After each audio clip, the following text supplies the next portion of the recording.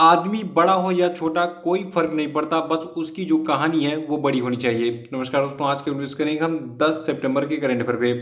देखिए आज का वीडियो थोड़ा-सा लंबा जाएगा क्योंकि आज के वीडियो में प्रश्नों की संख्या टोटल 18 है, ठीक है? तो धैर्य बनाए रखिएगा।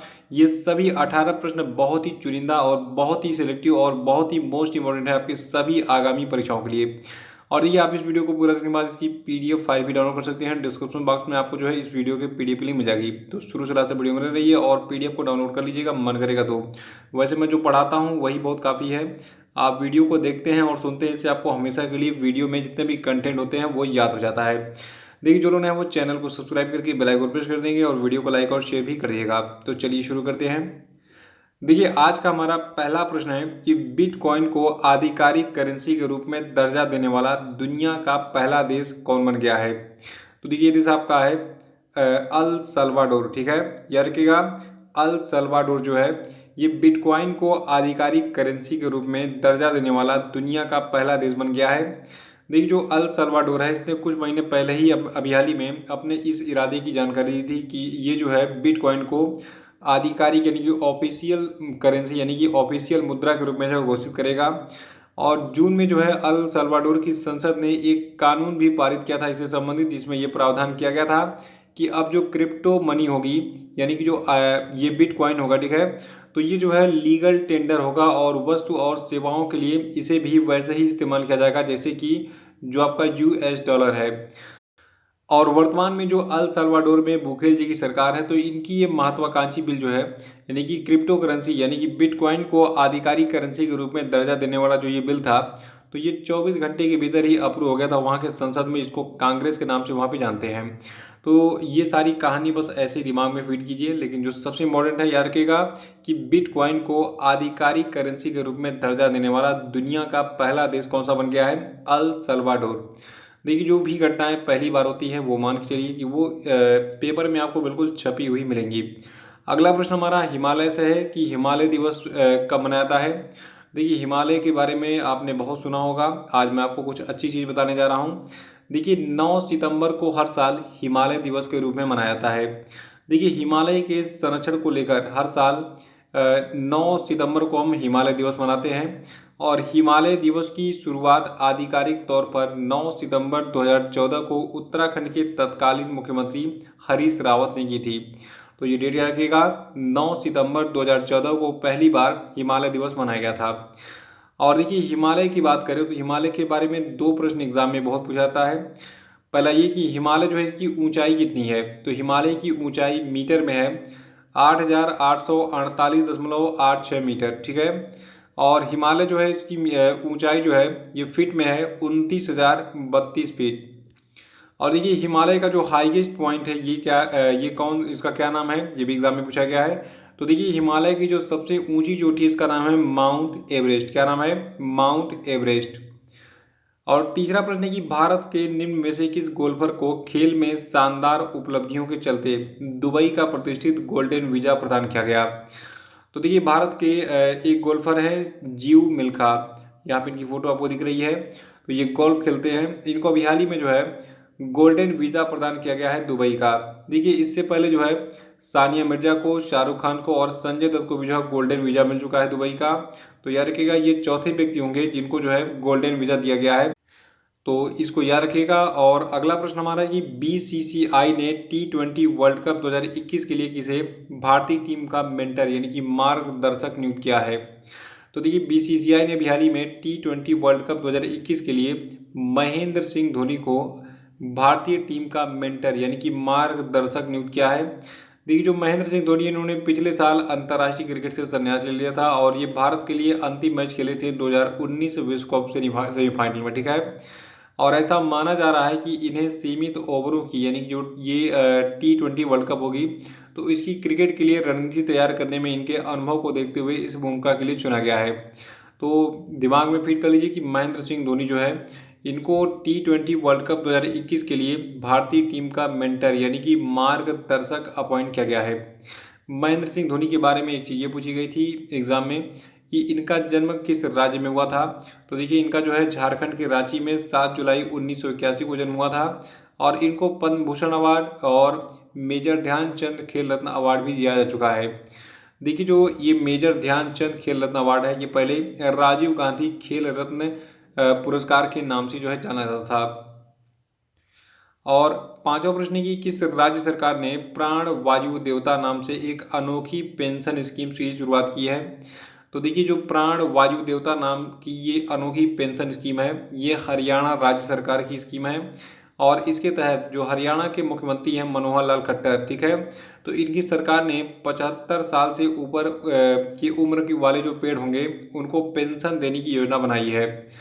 देखिए 75 साल उम्र मतलब किसी पेड़ को लगाए अगर 75 साल हो गए हैं, अगर कोई पेड़ लगभग 75 साल का हो गया है तो उसको पेंशन मिलेगा। कैसे मिलेगा ये ध्यान सुनिए। देखिए इन पेड़ों की देखभाल करने वाला जो व्यक्ति होगा उसको सालाना 2500 रुपये पेंशन देने का फैसला किया है हरियाणा की सरकार ने। और इस स्कीम से पुराने किसानों और भूमिहीन मजदूरों को लाभ तो होगा ही, साथ ही पेड़ों की कटाई पर रोक भी लगेगी और इसके अलावा पर्यावरण भी सुरक्षित रहेगा और हवा की गुणवत्ता भी सुधरेगी। तो अगर आप हरियाणा से हैं, आपके घर में कोई पेड़ है जिसकी उम्र 75 साल हो गई है, यानी कि वो पेड़ 75 साल पुराना है, तो आप भी जो है इस योजना के पात्र होंगे। आपको भी 2500 रुपये महीने जो है मिलेंगे, सॉरी 2500 रुपये आपको जो है सालाना मिलेंगे, महीने में नहीं, ठीक है, सालाना 2500 रुपये मिलेंगे इस पेड़ की देखभाल करने के लिए। और छठवां प्रश्न की किस भारतीय मूल के ऑस्ट्रेलियाई नागरिक को ऑस्ट्रेलिया सुप्रीम कोर्ट का जज नियुक्त किया गया है? तो देखिए ऑस्ट्रेलिया सुप्रीम कोर्ट का जज अभी हाल ही में हेमंत धनजी को अपॉइंट किया गया है। हेमंत धनजी कौन है? ये एक भारतीय मूल के ऑस्ट्रेलियाई नागरिक हैं। देखिए जो भारतीय मूल के हेमंत धनजी हैं, तो ये ऑस्ट्रेलिया सुप्रीम कोर्ट में जज की भूमिका निभाने वाले भारतीय मूल के पहले ऑस्ट्रेलियाई भी होंगे। तो ये इसीलिए जो है इंपॉर्टेंट प्रश्न बन जाता है क्योंकि ये भारतीय मूल के हैं। और जो आपके हेमंत धनजी है, देखिए इनको साल 1990 में एक लीगल प्रैक्टिशनर के तौर पर भर्ती किया गया था और इनके पास 3 दशकों से ज़्यादा का कानूनी अनुभव भी है। तो याद रखिएगा हेमंत धनजी जो है ये पहले ऐसे भारतीय मूल के नागरिक बन गए हैं जिनको ऑस्ट्रेलियाई सुप्रीम कोर्ट में जो है जज अपॉइंट किया गया है। सातवां प्रश्न की केंद्र सरकार ने 8 सितंबर 2021 को कपड़ा क्षेत्र के लिए कितने करोड़ रुपए की उत्पादन लिंक्ड प्रोत्साहन योजना को मंजूरी दी है? तो देखिए अभी हाल ही में केंद्र सरकार ने 8 सितंबर 2021 को कपड़ा क्षेत्र के लिए टोटल 10,683 करोड़ रुपए की जो है उत्पादन लिंक्ड प्रोत्साहन योजना को मंजूरी दी। और देखिए घरेलू विनिर्माण और निर्यात को बढ़ावा देने के लिए इस PLI योजना यानी कि प्रोडक्शन लिंक्ड इंसेंटिव स्कीम यानी कि उत्पादन लिंक्ड प्रोत्साहन योजना को जो शुरू किया गया है, इसको मंजूरी दी गई है केंद्र सरकार के द्वारा। और ये योजना जो है 7.5 लाख से अधिक लोगों को प्रत्यक्ष अतिरिक्त रोजगार सृजित करने में मदद करेगी। अगला प्रश्न ये हाल ही में सुरक्षा पर कैबिनेट समिति यानी कि कैबिनेट कमेटी ऑन सिक्योरिटी ने 8 सितंबर 2021 को एयरबस से कितने परिवहन विमानों की खरीद को मंजूरी दे दी है? तो देखिए इन विमानों की संख्या टोटल 56 है। और एयरबस कंपनी जो है, देखिए एयरबस कंपनी जो है ये क्या करती है, एरोप्लेन वगैरह बनाती है, इसके कई सारे मॉडल हैं। तो इसमें जो आपका C295MW मॉडल होगा, ठीक है, इस विमान का, तो उसको खरीदा जाएगा टोटल कितने खर्च करके? 20,000 करोड़ रुपए जो है खर्च करके। और ये भारत में अपनी तरह का पहला सौदा होगा। और जो सभी विमान होंगे ये स्वदेशी इलेक्ट्रॉनिक वारफेयर सूट के साथ बनाए जाएंगे। तो ये चीज़ याद रखिएगा इस डील के बारे में कि 56 C295MW परिवहन विमान जो है भारत सरकार खरीदेगी टोटल 20,000 करोड़ रुपए देकर। किस कंपनी से? एयरबस से। देखिए एक चीज़ ध्यान रखिएगा एग्जाम में, जो ये एयरबस का ये मॉडल होगा, ये मॉडल एग्जाम में पूछा जाएगा कि कौन से विमान का मॉडल जो है भारत खरीद रही है। तो ये मॉडल आपका है C295MW। और एयरबस कंपनी की बात करें, देखिए एयरबस कंपनी में किसी भी कंपनी की बात करें तो उसमें बहुत सारे लोगों के शेयर भी होते हैं। तो एयरबस कंपनी के शेयर बहुत सारे लोगों के पास हैं। तो अभी जो एयरबस कंपनी है, याद रखिएगा ये एक एरोस्पेस कंपनी है। इसका मुख्यालय कहाँ पे है? नीदरलैंड के लीडेन में। और इसकी स्थापना 18 दिसंबर 1970 में की गई थी, ठीक है। अगला प्रश्न की टाटा AIA लाइफ इंश्योरेंस ने किस भारतीय एथलीट और ओलंपिक स्वर्ण पदक विजेता को हाल ही में अपना ब्रांड एम्बेसडर बनाया है? तो देखिए जो Tata AIA life insurance company है, इसने जो है भारतीय एथलीट नीरज चोपड़ा को अपना ब्रांड एम्बेसडर हाल ही बनाया है। और देखिए नीरज चोपड़ा आप क्या करेंगे, इस ब्रांड का प्रचार करेंगे कि भैया टाटा AI लाइफ इंश्योरेंस का जो है आप लाभ लीजिए, इसमें बीमा कराइए जो भी है। तो ये सारा काम ये करेंगे, ठीक है। और देखिए Tata AIA life insurance company की बात करें तो इसके वर्तमान में CEO हैं नवीन तहिलियानी। और जो आपका ये टाटा AIA लाइफ इंश्योरेंस है, इसका मुख्यालय आपका मुंबई में है। इसकी स्थापना सन 2000 में की गई थी। इसका पेरेंट ऑर्गेनाइजेशन है टाटा सन्स, ठीक है। तो टाटा कंपनी का एक ब्रांच है Tata AIA life insurance company. तो इसके ब्रांड एम्बेसडर को बनाए गए हैं नीरज चोपड़ा। इसको जरूर रखिएगा क्योंकि नीरज चोपड़ा काफ़ी चर्चित हो गए हैं गोल्ड मेडल जीतने के बाद ओलंपिक में। 10वां प्रश्न की हाल ही में किसे केंद्र सरकार ने आयकर अपीलीय अधिकरण यानी कि इनकम टैक्स अपीलेट ट्रिब्यूनल का अध्यक्ष नियुक्त किया है। तो देखिए अभी हाल ही में केंद्र सरकार ने जो है GS पन्नू को बनाया है आयकर अपीलीय अधिकरण का अध्यक्ष। देखिए जो आपकी GS पन्नू है, इनका जन्म हुआ था 1 अगस्त 1962 को होशियारपुर पंजाब में। ये जो है चार्टर्ड अकाउंटेंट है पेशे से और ये 14 सितंबर सन 2000 को सरकारी सेवा में शामिल हुए थे। वर्तमान में ये जो है ITAT नई दिल्ली में उपाध्यक्ष के रूप में तैनात है। तो इनके बारे में थोड़ा सा डिटेल मैंने आपको बता दिया, लेकिन जो सबसे खास बात आपको याद रखना है, रट जाइए कि GS पन्नू को अभी हाल ही में केंद्र सरकार ने आयकर अपीलीय अधिकरण यानी कि इनकम टैक्स अपीलेट ट्रिब्यूनल का अध्यक्ष बनाया है। देखिए भारत का जो आयकर अपीलीय अधिकरण है यानी कि इनकम टैक्स अपीलेट ट्रिब्यूनल है, तो ये जो है 25 जनवरी 1941 को स्थापित किया गया था, इसको याद रखिएगा। 11वां प्रश्न है कि आंध्र प्रदेश सरकार ने किस व्यक्ति को हाल ही में अपना नया आर्थिक सलाहकार यानी कि इकोनॉमिक एडवाइजर नियुक्त किया है। तो देखिए एक बहुत ही पॉपुलर व्यक्ति हैं रजनीश कुमार जी, जो कि स्टेट बैंक ऑफ इंडिया के अध्यक्ष भी रह चुके हैं। तो इनको जो है अपना नया आर्थिक सलाहकार बना दिया है आंध्र प्रदेश की सरकार ने। और देखिए रजनीश कुमार के बारे में थोड़ा सा पर्सनल जानकारी आप ले लीजिए क्योंकि बहुत ज़रूरी है ये। देखिए रजनीश कुमार जो है ये पहले स्टेट बैंक ऑफ इंडिया के अध्यक्ष थे और अक्टूबर 2020 में ये सेवानिवृत्त हो गए थे। और उसके बाद फिर ये वर्तमान में कहाँ काम कर रहे हैं, हांगकांग और संघाई बैंकिंग कारपोरेशन में एक स्वतंत्र गैर कार्यकारी निदेशक के रूप में। देखिए ये 1980 में जो है परिवीक्षाधीन अधिकारी के रूप में जो है स्टेट बैंक ऑफ इंडिया में शामिल हुए थे। तो इनके बारे में ये पूर्व जानकारी है। अभी याद रखिएगा कि रजनीश कुमार को क्या बनाया गया है, आंध्र प्रदेश सरकार का नया आर्थिक सलाहकार यानी कि इकोनॉमिक एडवाइजर।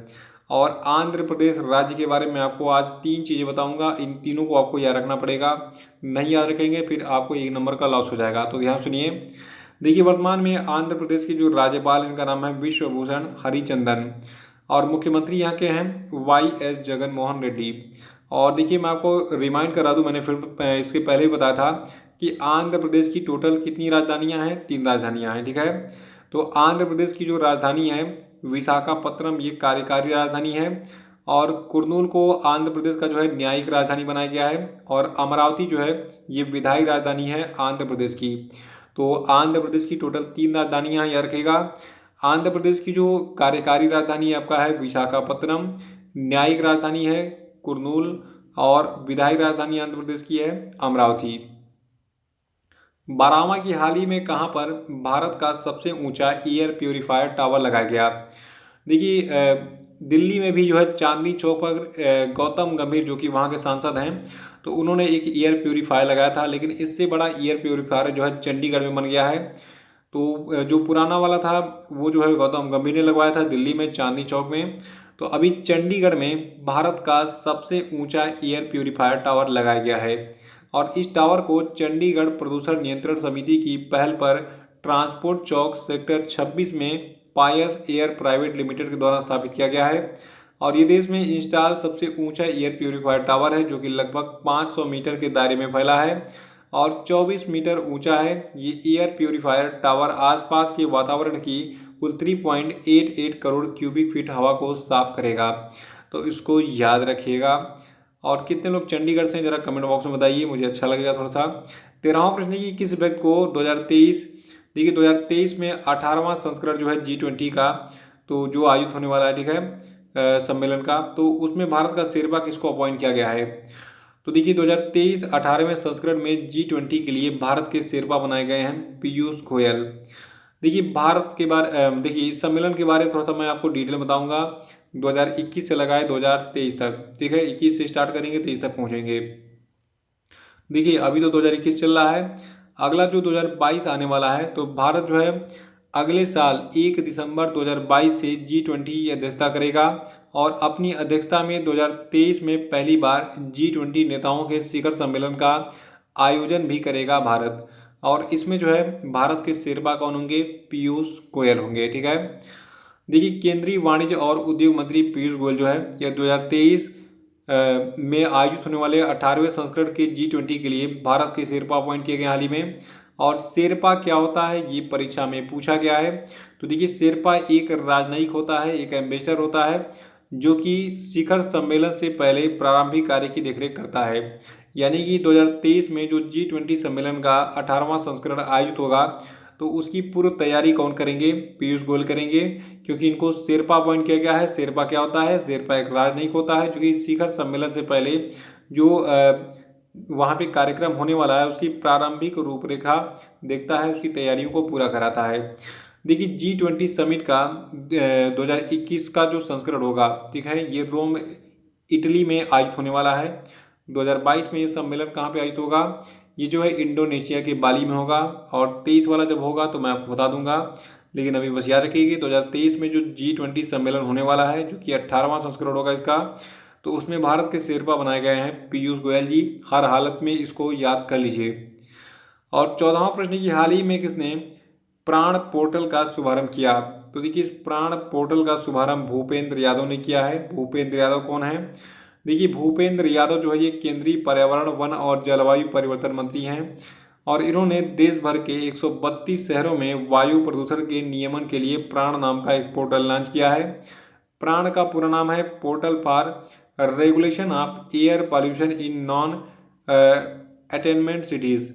और देखिए जो आपका ये प्राण पोर्टल है, ठीक है, तो ये जो है शहर की हवाई कार्य योजना के कार्यान्वयन की भौतिक और वित्तीय स्थिति पर नजर रखने के साथ साथ जनता को वायु गुणवत्ता पर जानकारी प्रसारित करने में सहायता करेगा।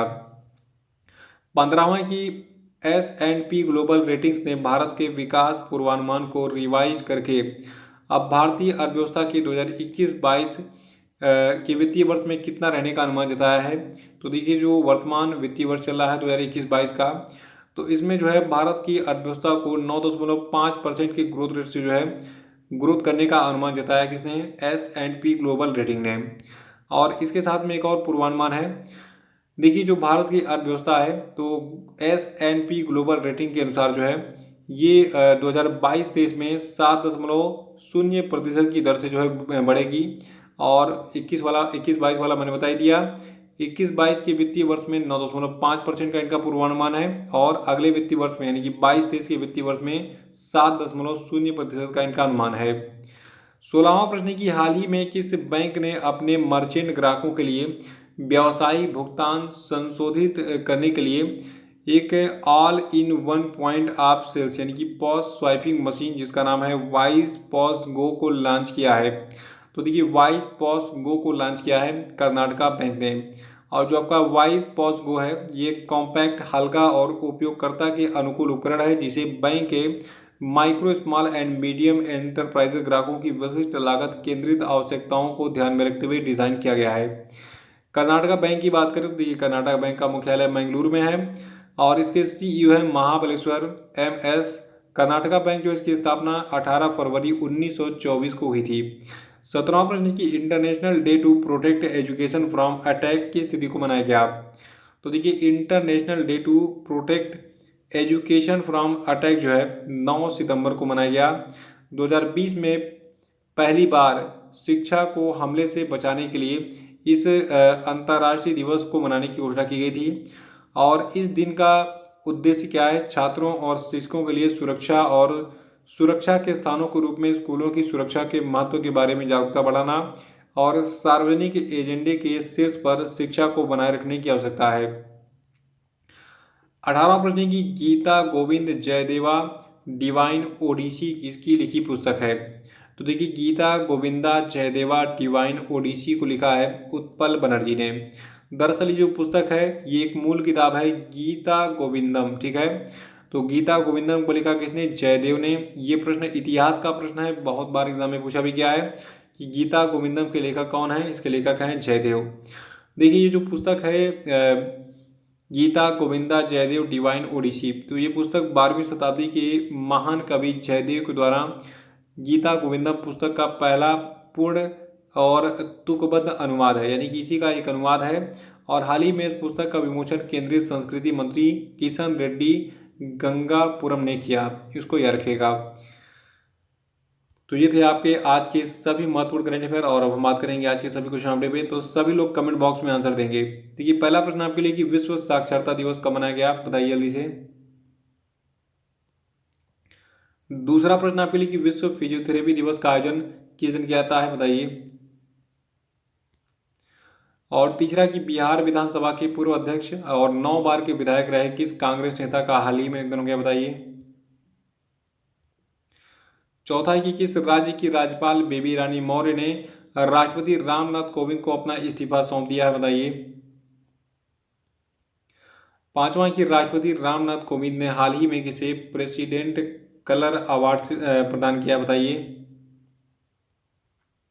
और अब हम बात करेंगे कल के पूछे गए सभी क्वेश्चन के सही उत्तरों के। का पहला प्रश्न था कि 2 साल के बच्चों को कोरोना वैक्सीन लगाने वाला दुनिया का पहला देश कौन बन गया है, तो देखिए देश आपका क्यूबा है। और दूसरा था हाल ही में भारतीय रेलवे के किस स्टेशन को यात्रियों को उच्च गुणवत्ता वाला पौष्टिक भोजन उपलब्ध कराने के लिए 5 स्टार ईट राइट स्टेशन प्रमाण पत्र से सम्मानित किया गया है, तो देखिए स्टेशन आपका है चंडीगढ़ स्टेशन। और तीसरा था बैक टू द रूट्स किसकी लिखी पुस्तक है, तो इसको लिखा है तमन्ना भाटिया ने। और चौथा था कि किस मंत्रालय के द्वारा 6 से 12 सितंबर 2021 तक खाद्य प्रसंस्करण सप्ताह मनाया गया, तो ये मनाया गया खाद्य प्रसंस्करण उद्योग मंत्रालय के द्वारा। और पांचवा था कि international day of clean air for blue sky किस तिथि को मनाया गया, तो ये 7 सितंबर को मनाया गया। तो इसी प्रश्न के साथ ये वीडियो समाप्त होता है। वीडियो को लाइक और शेयर कर दीजिएगा। टेलीग्राम चैनल की लिंक डिस्क्रिप्शन में दी गई है, उसको ज्वाइन कर सकते हैं। व्हाट्सएप फेसबुक की लिंक आपको मिल जाएगी। तो ये सारी चीज़ जो है आप वहाँ पे कर लीजिएगा। तो इसी के साथ बहुत बहुत धन्यवाद। Thank you and have a nice day.